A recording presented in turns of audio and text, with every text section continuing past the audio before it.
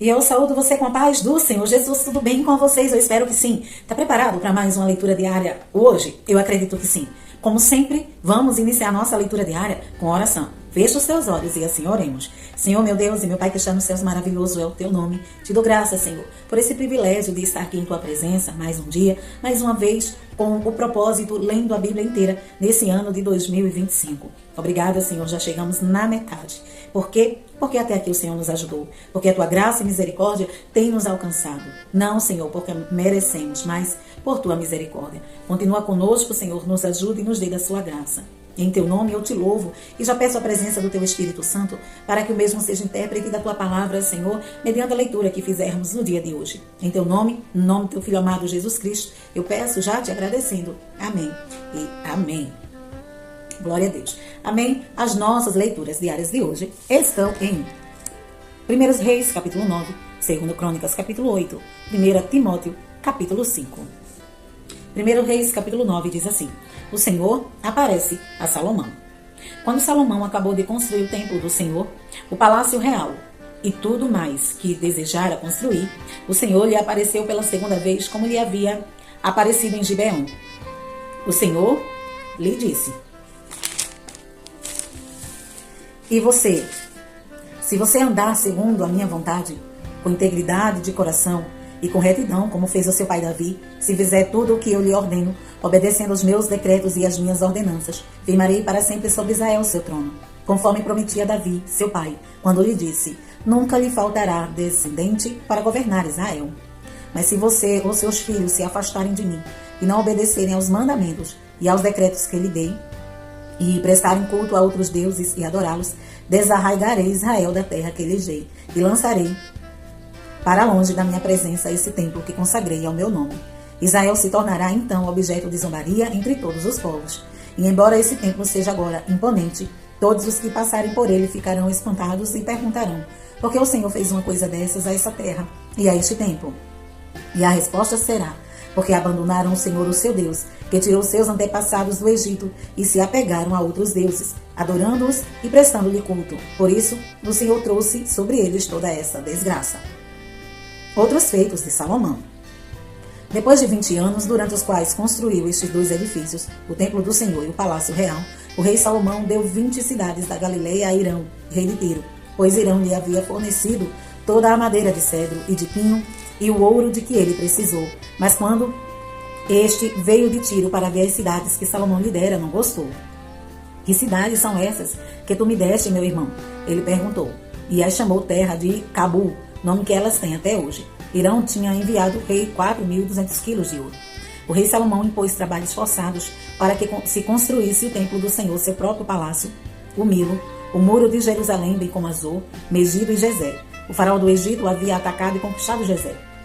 Incendiou a cidade e matou seus habitantes, que eram cananeus, e a deu como presente de casamento a sua filha, mulher de Salomão. E Salomão reconstruiu Gezer. Ele construiu Bet-Horon Baixa, Baalat e Tadmor, no deserto dessa região, bem como todas as cidades armazéns e as cidades onde ficavam seus carros de guerra e os seus cavalos. Construiu tudo o que desejou em Jerusalém, no Líbano e em todo o território que governou. Salomão recrutou para o trabalho forçado todos os israelitas, descendentes dos amorreus, dos hititas, dos fariseus, dos heveus e dos jebuseus, que não tinham sido mortos pelos israelitas. E nesse trabalho continuam. Mas Salomão não obrigou nenhum israelita a trabalhos forçados. Eles eram seus homens de guerra, seus capitães.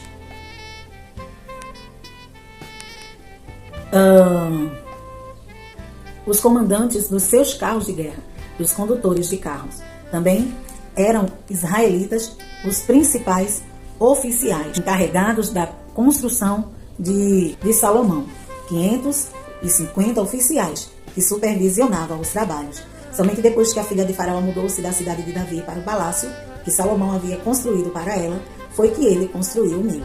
3 vezes por ano, Salomão oferecia holocaustos e sacrifícios de comunhão no altar que havia construído para o Senhor e, ao mesmo tempo, queimava incenso diante do Senhor. E Salomão concluiu o templo.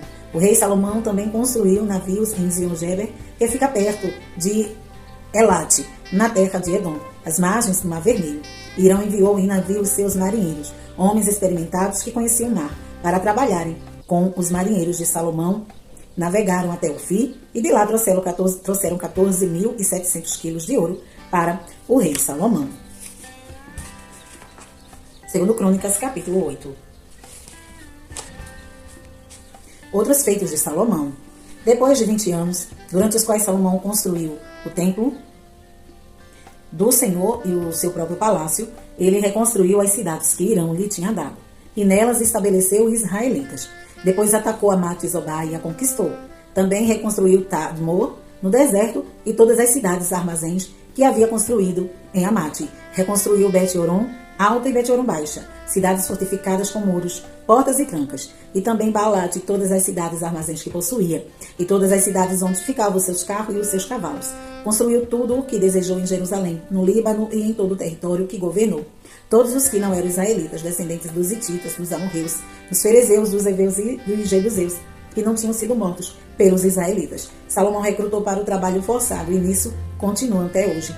Mas Salomão não obrigou nenhum israelita a trabalhos forçados, só os não israelitas. Eles eram seus homens de guerra, chefes de seus capitães, comandantes dos seus carros e condutores de carros. Também eram israelitas os principais oficiais do rei Salomão, 250 oficiais que supervisionavam os trabalhos. Salomão levou a filha do faraó da cidade de Davi para o palácio que ele havia construído para ela.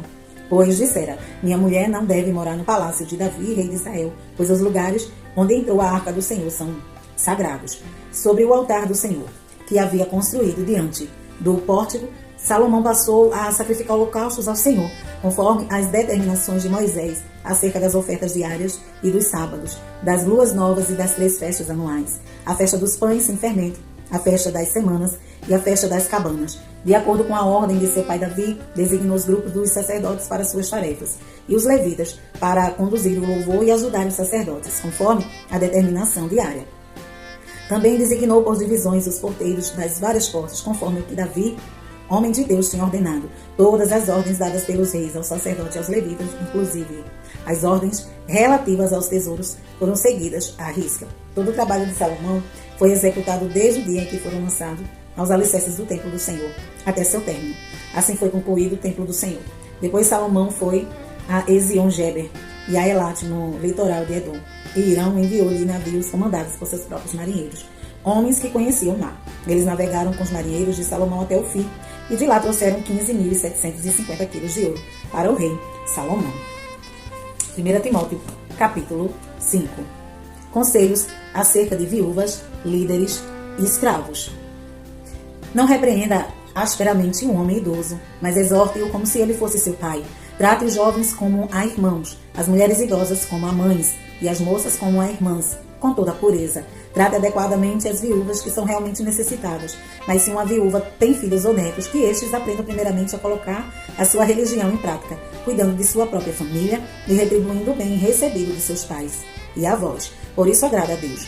A viúva realmente necessitada e desamparada põe sua esperança em Deus e persiste o dia e noite em oração e em súplica. Mas a que vive para os prazeres, ainda que esteja viva, está morta. Dê-lhes essas ordens, para que sejam irrepreensíveis. Se alguém não cuida de seus parentes, e especialmente dos de sua própria família, negou a fé e é pior que um descrente. Nenhuma mulher deve ser inscrita na lista de viúvas, a não ser que tenha mais de 60 anos de idade, tenha sido fiel a seu marido e seja bem conhecida por suas boas obras, tais como criar filhos, ser hospitaleiras, lavar os pés dos santos, socorrer os atribulados e dedicar-se a todo tipo de boa obra. Não inclua nessa lista as viúvas mais jovens, pois quando os seus desejos sensuais superam a sua dedicação a Cristo, querem se casar. Assim, elas trazem condenação sobre si, por haverem rompido seu primeiro compromisso. Além disso, aprendem a ficar ociosas, andando de casa em casa, e não se tornam apenas ociosas, mas também fofoqueiras e indiscretas, falando coisas que não devem. Portanto, aconselho que as viúvas mais jovens se casem, tenham filhos, administrem suas casas e não dê ao inimigo nenhum motivo para a maledicência. Algumas, na verdade, já se desviaram para seguir a Satanás. Se alguma mulher crente tem viúvas em sua família, deve ajudá-las. Não seja a igreja sobrecarregada com elas, a fim de que as viúvas realmente necessitadas sejam auxiliadas. Os presbíteros que liderem bem a igreja são dignos de dupla honra, especialmente aqueles cujo trabalho é a pregação e o ensino, pois a Escritura diz: não amordace o boi enquanto está debulhando o cereal. e o trabalhador merece o seu salário. Não aceite acusação contra um presbítero se não for apoiada por 2 ou 3 testemunhas. Os que pecarem deverão ser repreendidos em público para que os demais também temam. Eu exorto solenemente diante de Deus, de Cristo Jesus e dos anjos eleitos a que procure observar essas instruções sem parcialidade e não faça nada por favoritismo. Não se precipite em pôr as mãos sobre ninguém e não participe dos pecados dos outros. Conserve-se puro. Não continue a beber somente água. Tome também um pouco de vinho por causa do seu estômago e de suas frequentes enfermidades. Os pecados de alguns são evidentes mesmo antes de serem submetidos a julgamento, ou ao passo que os pecados de outros se manifestam posteriormente. Da mesma forma, as boas obras são evidentes, e as que não o são não podem permanecer ocultas. Amém? Ficamos por aqui com a nossa leitura diária de hoje. E amanhã estaremos aqui. Se Jesus não vir, Deus em Cristo te abençoe hoje e sempre.